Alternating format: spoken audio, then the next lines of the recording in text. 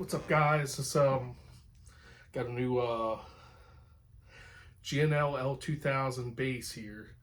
Got this from American Music Supply like late last year, and they had like a little special or something going on where it was like $200 off.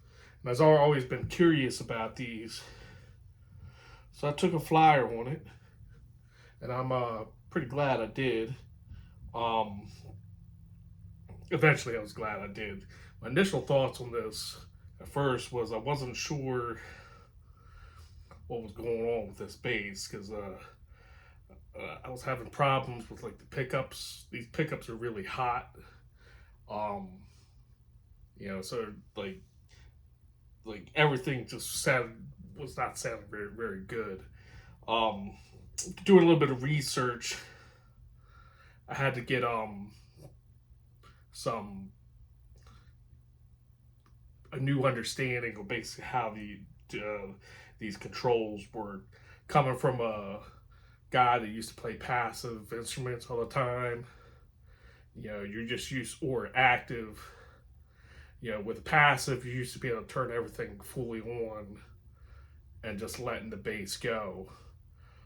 This is passive, and it could also go active. But in passive mode, you cannot leave this usually fully on very often.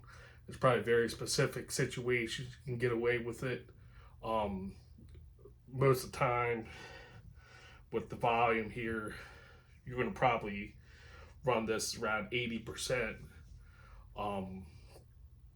just to control your gain.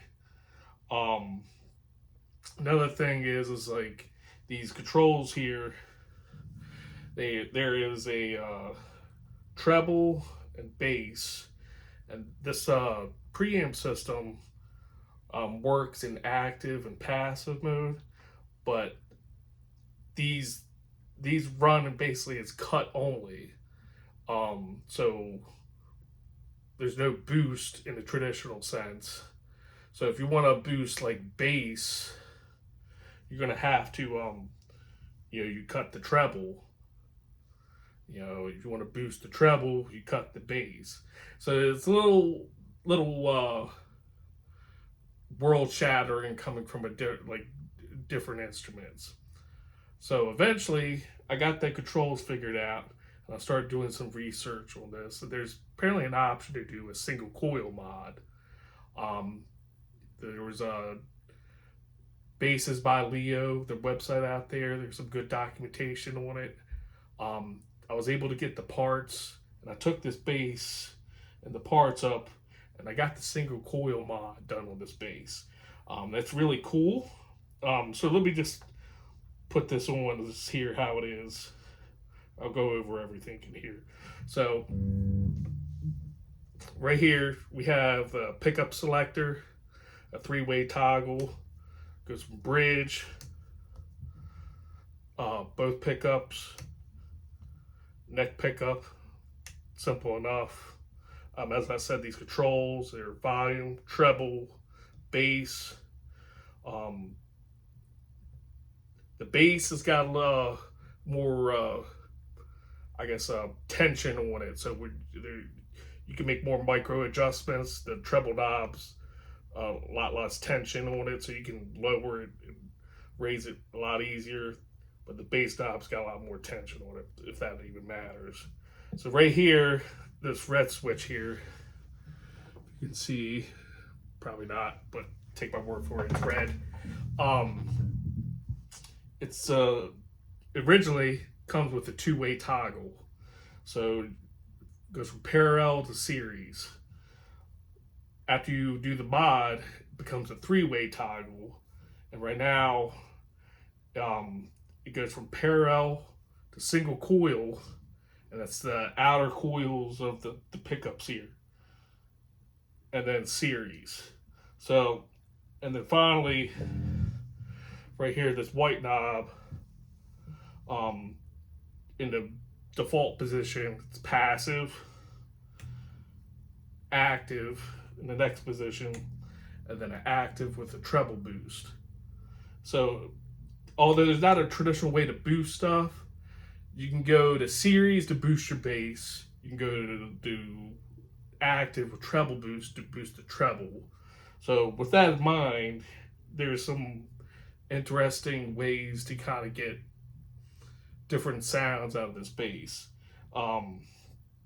So let me just pull this up here. Both pickups parallel, volume about 80%, and the tones fully max.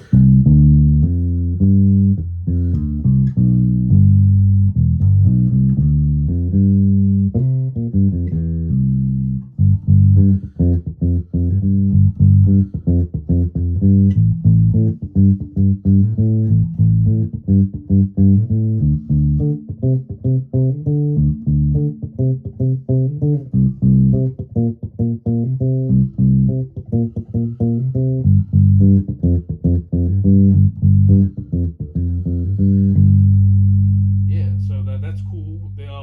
It's very full sounding. And it's like I said, it's 80%. If I take this all the way up, it gets very boomy. I got a orange 100-watt bass cab down here that you can't see. It starts pushing that a lot. So I usually run about 80%. Sometimes if you go active, you probably have to cut that a little more. So that was in parallel mode.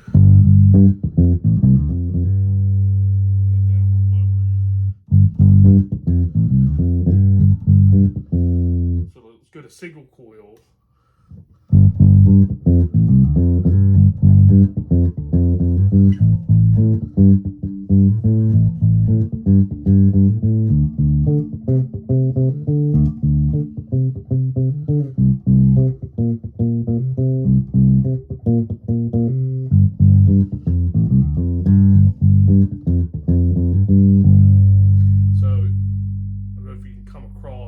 One of the speakers here, but it's a lot more clear. Parallel modes, it's kind of like the traditional double humbucker, almost kind of like a Thunderbird type of thing, where it's like very full.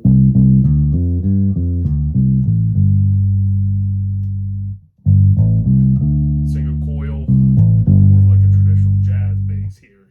So when you pop this single coil mode, you can kind of hear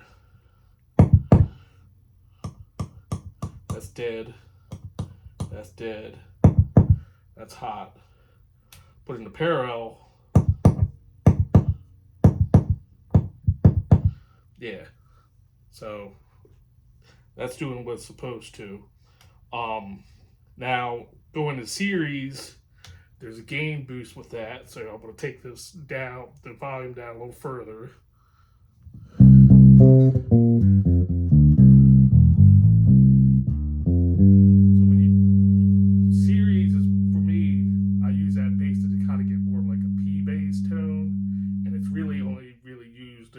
Using one of the pickups. By itself, you really can't hear too much of a difference on it, I don't think. Other than the fact that it gets a lot louder and there's a little bit more bass to it. So you can compensate that by cutting the bass knob.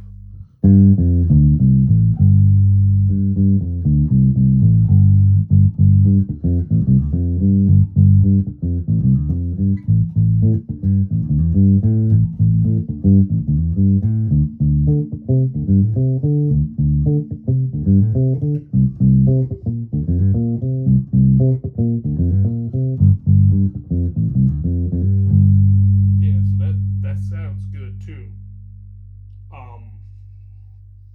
So let's take it back to parallel. Put the tones back up. I'm gonna check out the neck pickup here. So not making any setting changes on it. Neck pickup, parallel, fully passive. We haven't been inactive for none of this stuff so far.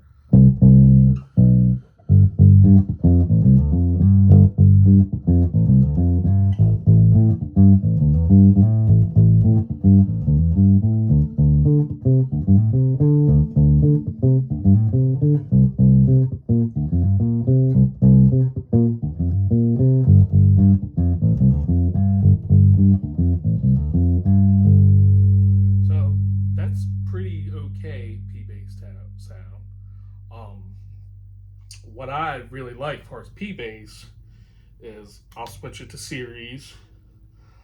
I'll roll off the bass a little bit, maybe a smidge of the treble, cut the volume a little bit, and to me, I think this will get you very close to a P bass. Not going to be the exact same thing. Well, this bass can do a lot of things, get you in the ballpark, a lot of different types of basses, but it's not going to get you there 100%. So we'll see how that all goes. So anyway, this is how it sounds like a P bass.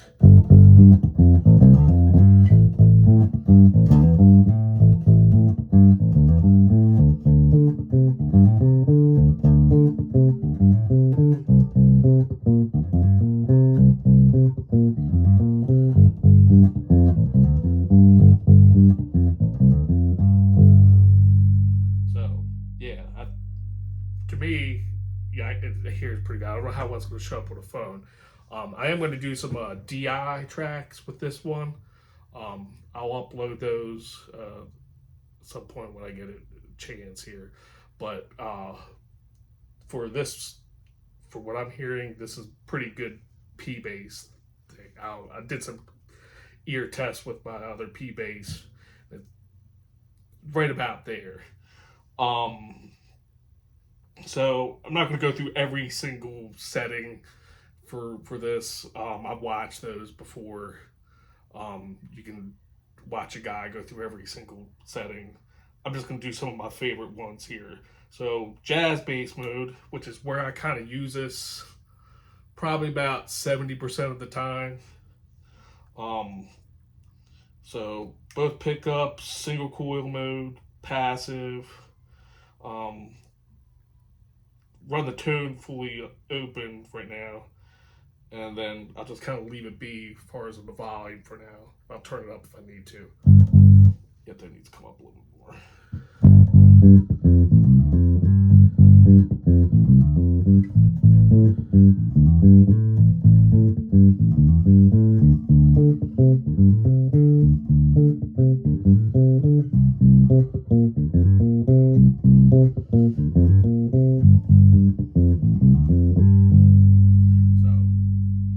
Sounds pretty good as far as the jazz bass is concerned. I have a American Ultra also, very close. You can kind of get a little bit closer by adjusting the bass down a little bit.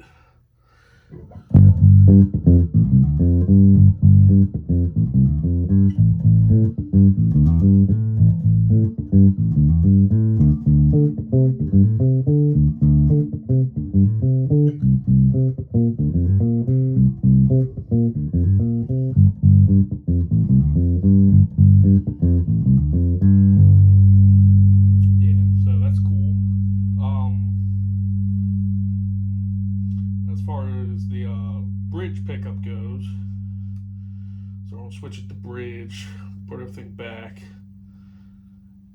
Now I've seen people try to compare this to a Stingray. Also have a Stingray, but you're not really going to get very close to a Stingray with this, in my opinion. You can get, like I said, in a ballpark, but a Stingray, with the fully active and the you could boost and cut like 3 bands on the EQ. This ain't gonna be able to do that. What I would be curious in if I get my hands on one is an M2000, which is kind of like this bass, except it's got it's fully active, and you can actually do a boost and cut on the 3-band EQ on that. This one you cannot, but you could probably get closer. My theory is with the M2000. So let's hear how this sounds passive.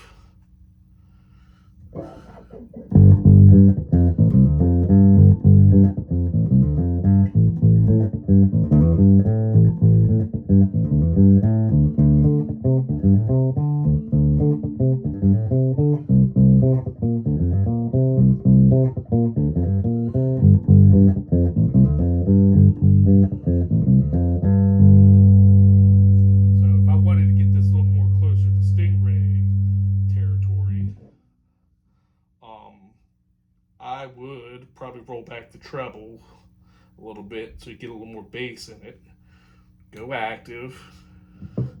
I want to see how it is on the volume here. A little hot. So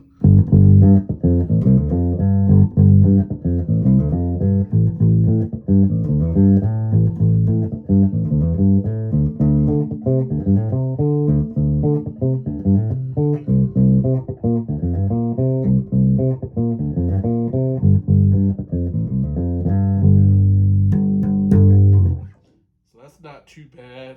Go active with treble boost. I'm gonna roll the treble back some.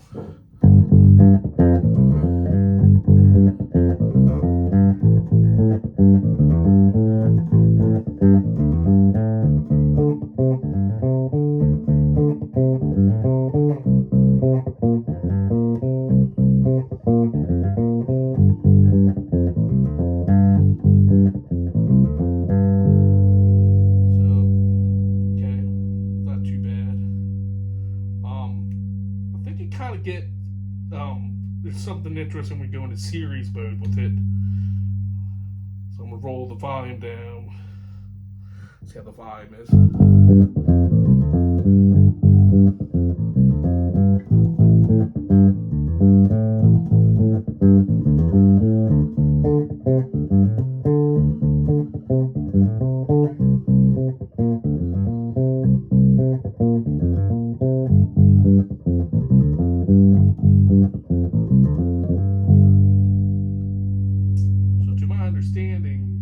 Stingray pickups are supposed to be in parallel. If I got that wrong, please correct me. But I think it sounds a little better in series mode, at least on this bass. So with that said, I think it's a little closer. I compared with my own Stingray on that. So I don't know why that would be. I think it's just because of the bass boost and probably the gain boost running with that gets a little closer.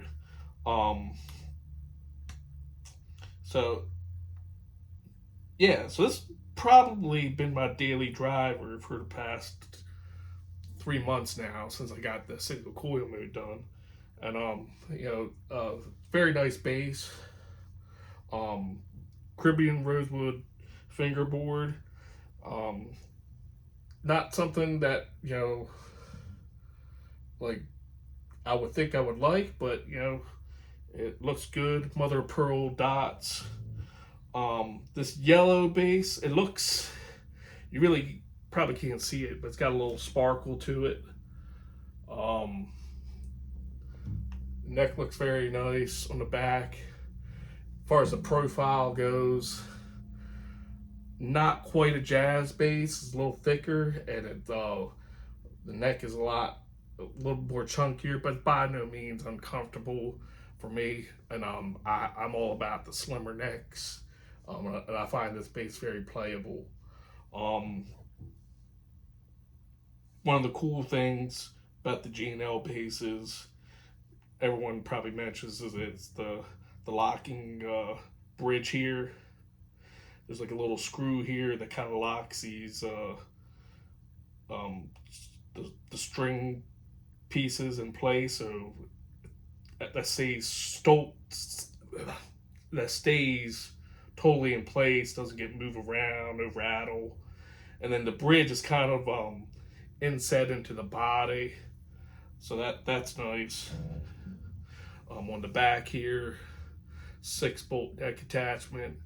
And these necks, and I know this firsthand because my L1000 is actually in G&L's shop in Fullerton, because it's the nut. I'm sorry, not the nut. The nut piece for the truss rod snapped off, so that is being fixed. It's covered under warranty. They're looking at it, but the neck, these necks are basically made for the bass uniquely, so each neck fits in like near perfectly, like no gaps or anything like that. Yeah, so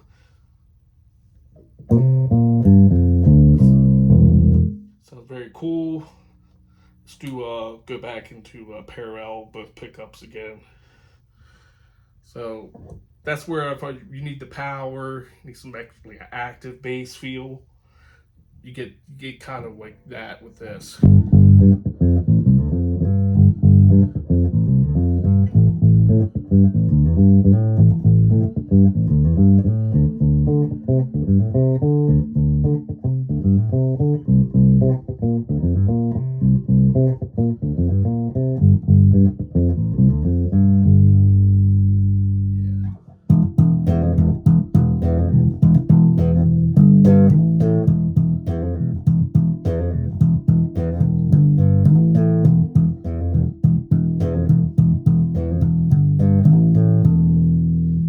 Yeah, so this basically bring the boom if you needed to.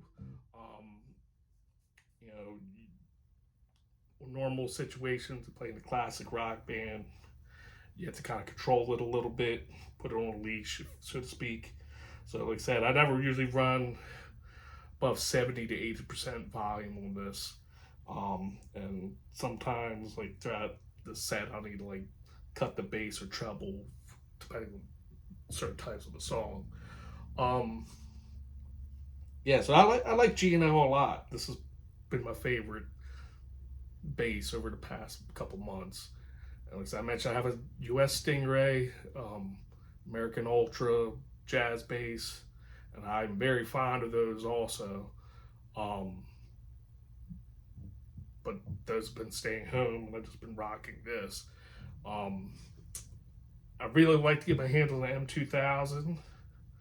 Um, you know, I think that is very interesting bass due to it being completely active and a 3-band boost and cut EQ. Um, that would be cool. Um, I also have a US Fallout bass, and along with the L1000. Those are very nice also. Um, I would love to get my hands on everything by G&L at some point. Very impressed with this. If you can, check out the tribute line or something. Um, I think the tribute lines might have a thicker necks, so I don't know if that would taint your first experience with it, but definitely check them out. These are very cool um, basses. If you need something that kind of gets do active, passive, and got a little grunt, that's what these will do. Um, Thanks for watching. I'll see you in the next one. By the way, I will get some uh, DI output for this bass soon, and I would like to do a comparison between the single coil mode and the jazz bass, as well as the Stingray also, just so you can hear it. I'm still kind of working out the details on that. Got some technical things to figure out. So, but I'll upload those when I can, and I'll see you on the next one later.